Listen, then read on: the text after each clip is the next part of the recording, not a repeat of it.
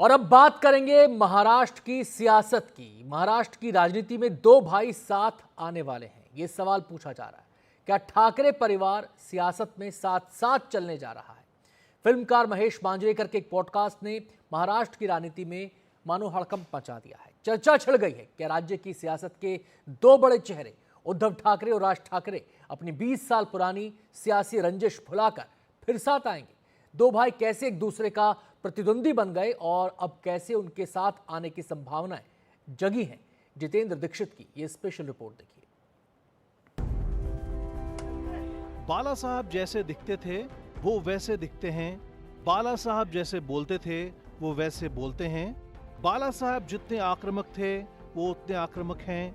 बाला साहब जैसे कार्टून बनाते थे वो वैसे कार्टून बनाते हैं। बाला साहब भी ठाकरे थे और वो भी ठाकरे हैं। इस शख्स का नाम है राज ठाकरे। साल 1988 में बाला साहब के भतीजे राज ने राजनीति में प्रवेश किया था। बाला साहब के बेटे उद्धव भी पार्टी की जनसभाओं में बाला साहब और राज के साथ जाते तो थे, लेकिन तस्वीरें खींचने में मशगूल रहते। साल 1992 के बाद से उद्धव ने भी सक्रिय तौर पर शिवसेना के लिए काम करना शुरू कर दिया। उद्धव शालीन और शांत स्वभाव के माने जाते थे, जबकि राज को चमक दमक ज्यादा पसंद थी और वो अपने चाचा बाला साहब की तरह गर्म मिजाज के थे। राज को शिवसेना की छात्र इकाई भारतीय विद्यार्थी सेना का प्रमुख बनाया गया था। उन्हें मराठी युवाओं को रोजगार दिलाने के लिए खड़ी की गई शिव उद्योग सेना का भी प्रभारी बनाया गया, जिसने साल 1995 में पॉप स्टार माइकल जैक्सन को एक शो करने के लिए मुंबई आमंत्रित किया था। राज ठाकरे के तेवर और बाला साहब के व्यक्तित्व से उनके व्यक्तित्व की समानता की वजह से सियासी गलियारों में सभी को यही लग रहा था कि बाल ठाकरे के सियासी वारिस राज ठाकरे ही होंगे। लेकिन इस बीच 23 जुलाई 1996 को एक ऐसी घटना हो गई जिसने राज ठाकरे को सियासी तौर पर काफी नुकसान पहुंचाया। दरअसल पुणे के सिनेमाघर में रमेश किणी नाम के एक व्यक्ति की लाश बरामद हुई। रमेश किणी की पत्नी शीला किणी ने आरोप लगाया कि दरअसल रमेश किणी को प्रताड़ित किया जा रहा था। मृत्यु से पहले रमेश किणी को राज ठाकरे ने सामना अखबार के दफ्तर में बुलाया था। उन दिनों राज ठाकरे सामना के दफ्तर में बैठा करते थे। शीला किणी का यह आरोप था कि जिस किराए के घर में रमेश किणी रह रहे थे, उसका मकान मालिक राज ठाकरे के जरिए मकान खाली करवाने के लिए रमेश किणी को मानसिक तौर पर प्रताड़ित कर रहा था। इस मामले में पुलिस ने राज ठाकरे के खासम खास आशुतोष राणे को गिरफ्तार कर लिया। इस बीच विपक्ष की ओर से भी मामले को उठाया गया और बॉम्बे हाईकोर्ट के आदेश के बाद जांच सीबीआई को सौंप दी गई। सीबीआई ने राज ठाकरे से भी घंटों पूछताछ की। कुछ दिनों बाद इस मामले से राज ठाकरे को क्लीन चिट तो मिल गई, लेकिन इससे उन्हें सियासी तौर पर काफी नुकसान पहुंचा। इस दौरान राज के चचेरे भाई उद्धव ठाकरे पार्टी के भीतर उनके कॉम्पिटिटर बन गए थे और लगातार उनका वर्चस्व बढ़ रहा था। साल 2003 में हिल स्टेशन महाबलेश्वर पर शिवसेना का एक अधिवेशन आयोजित हुआ और उस अधिवेशन में उद्धव ठाकरे को पार्टी का कार्याध्यक्ष नियुक्त किया गया। उद्धव के नाम का प्रस्ताव राज ठाकरे के मुंह से रखवाया गया। राज ठाकरे ने अपने दिल पर पत्थर रखकर उद्धव के नाम का ऐलान किया, जिसको कि सभी लोगों ने अपनी मंजूरी दे दी। हालांकि माना यह गया कि इसके पीछे मर्जी बाला साहेब ठाकरे की ही थी। सियासी गलियारों में यह माना जाता है कि बाला साहेब ठाकरे की ओर से पुत्र मोह के चलते ऐसा फैसला लिया गया था। राज ठाकरे बाला साहब के सियासी वारिस बनते बनते रह गए, लेकिन पार्टी में रहते हुए उद्धव और उनके बीच तकरार शुरू हो गई।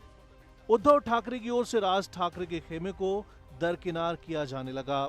महानगर पालिकाओं और विधानसभा चुनाव में राज के लोगों को कम टिकट दिए जाते थे। अहम फैसलों में उन्हें शामिल नहीं किया जाता था। उधर राज ठाकरे का भी उद्धव से 36 का आंकड़ा बढ़ने लगा। एक तरफ उद्धव ने मुंबई में रहने वाले तमाम भाषा के लोगों को एक साथ जोड़ने के लिए मी मुंबई का अभियान शुरू किया।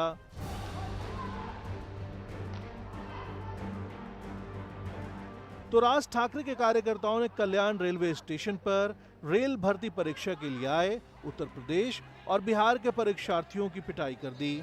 27 नवंबर 2005 को राज ठाकरे ने अपने घर कृष्ण कुंज पर अपने समर्थकों की एक बैठक बुलाई और बड़ा ऐलान किया कि वो शिवसेना छोड़ रहे हैं।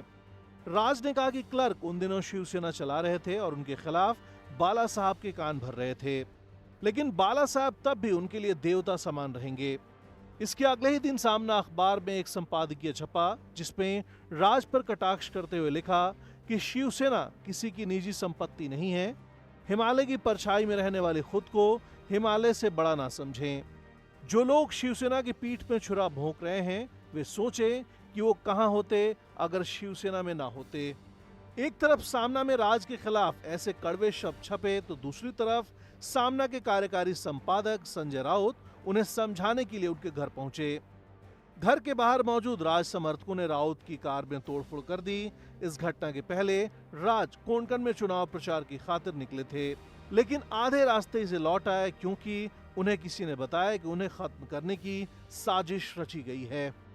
3 हफ्ते बाद राज ठाकरे ने अपनी नई पार्टी का ऐलान किया जिसका नाम दिया गया महाराष्ट्र नवनिर्माण सेना।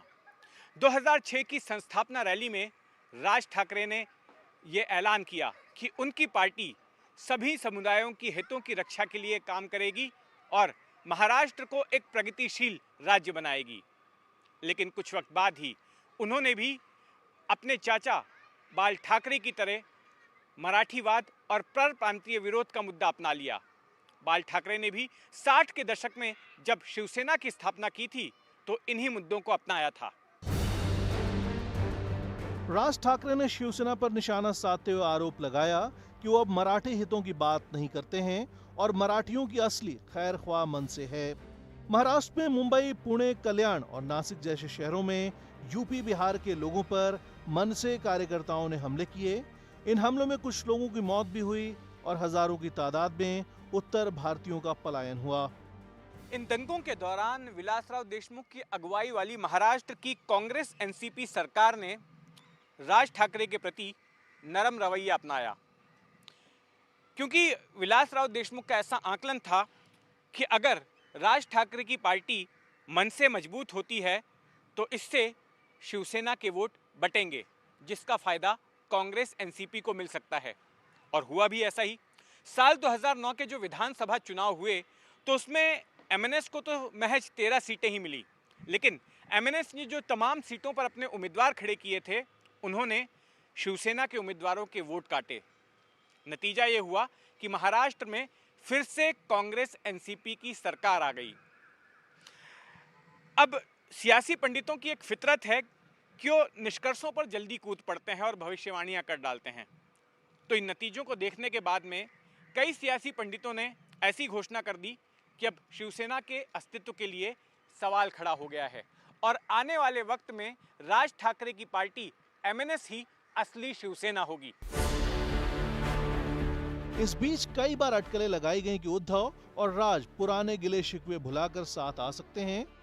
एक बार जब मातोश्री बंगले पर उद्धव को हार्ट अटैक आया तो चिंतित बाल ठाकरे ने फोन कर राज ठाकरे को मदद के लिए बुलाया।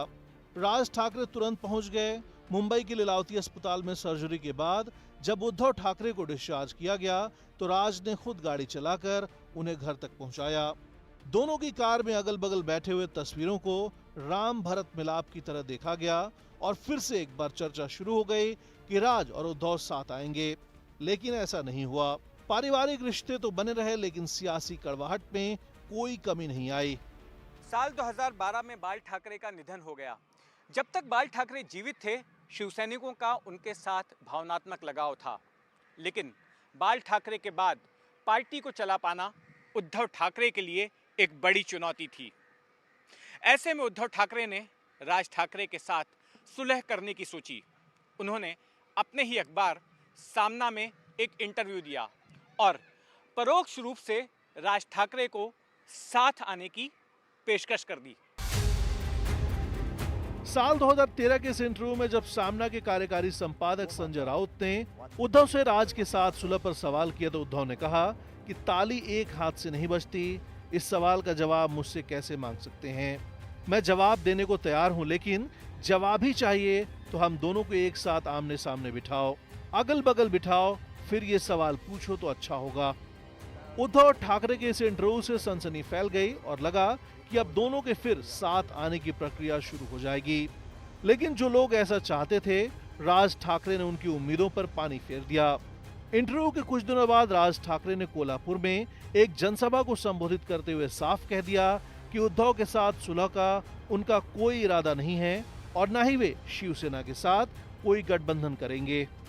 इसके बाद राज ठाकरे और उद्धव ठाकरे के बीच सियासी कटुता बरकरार रही।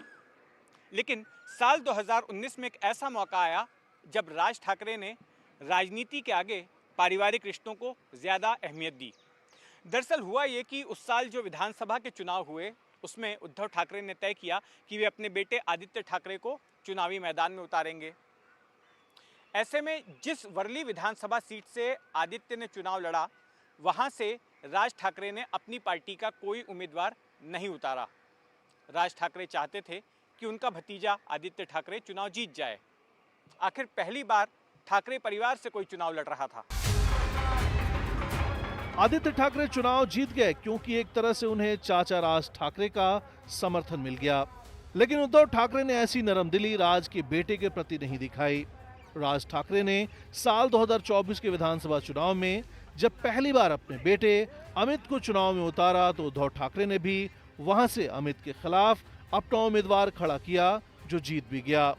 अगर उद्धव ठाकरे का समर्थन मिला होता तो अमित ठाकरे भी आदित्य की तरह ही अपने सियासी करियर का पहला चुनाव जीत जाते। राज ठाकरे और उद्धव ठाकरे, इन दोनों भाइयों का सियासी करियर बड़े ही नाजुक दौर से गुजर रहा है। अगर उद्धव ठाकरे की बात करें तो उनकी पार्टी का आधिकारिक चुनाव चिन्ह उनसे छिन गया, उनकी पार्टी का आधिकारिक नाम उनसे छिन गया और पार्टी के ज़्यादातर बड़े नेता बागी एकनाथ शिंदे के साथ हो लिए। बीते विधानसभा चुनाव में भी उद्धव ठाकरे की पार्टी का प्रदर्शन काफ़ी खराब रहा। दूसरी तरफ राज ठाकरे की पार्टी को महाराष्ट्र की सियासत में आज शून्य पार्टी कहा जा रहा है, क्योंकि राज ठाकरे के पास एक भी विधायक नहीं है, एक भी सांसद नहीं है। और ऐसे में अब राज ठाकरे के सामने सबसे बड़ी चुनौती अपनी पार्टी को जिंदा रखने की है। इन हालातों से उबरने के लिए उद्धव और राज के पास अब यही विकल्प नजर आ रहा है कि दोनों फिर से एक बार साथ हो लें। कैमरामैन महेश हलवाई के साथ जितेंद्र दीक्षित, एनडीटीवी मुंबई।